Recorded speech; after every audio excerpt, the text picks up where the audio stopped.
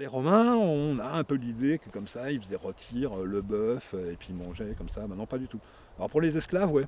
Pour les légionnaires et pour les esclaves, il y avait du bœuf, ouais. Mais pour les hommes libres, certainement pas. Parce que ça fait longtemps qu'on sait que la viande de bœuf, on a beaucoup d'études qui parlent de ça depuis très longtemps, et d'ailleurs c'est le grand business pharmaceutique qui est beaucoup monté là-dessus, c'est qu'on n'est pas fait pour manger de la vache. Donc notre cerveau il n'est pas au top. Alors c'était bien pour les esclaves, c'était bien pour la Légion, mais il y en a d'autres. Hein.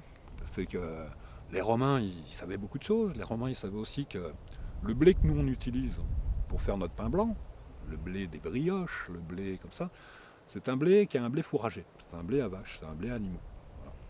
Voilà. Le blé traditionnellement utilisé dans l'alimentation humaine, c'est le blé dur, donc dans les blés. Donc les vieux blés ou des blés, mais qui n'ont pas autant de charge d'amidon. Voilà. Nous actuellement, on mange donc ce blé fourragé. Et c'est celui qui est consommé par la grande majorité de la population Qui était destiné française et qui aux avant animaux. était destiné aux animaux.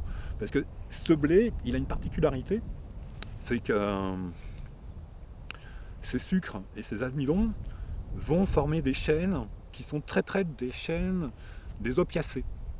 Et donc ça fait fonctionner un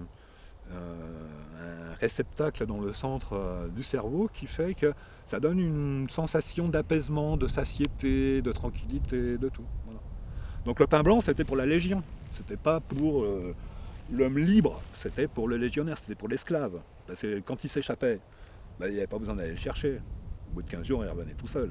Il lui manquait son pain blanc. Puis le pain blanc, il va en trouver qu'à la Légion et puis dans les endroits où il y a des esclaves. Quoi. Voilà.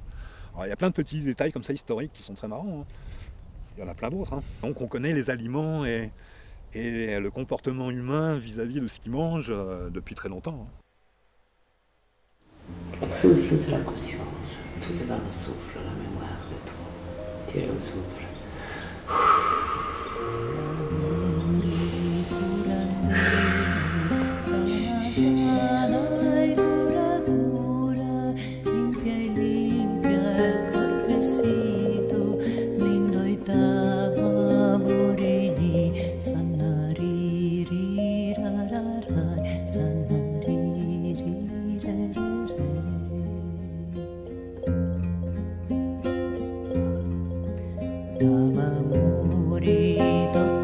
L'esprit, c'est le souffle. Prana. On est le souffle.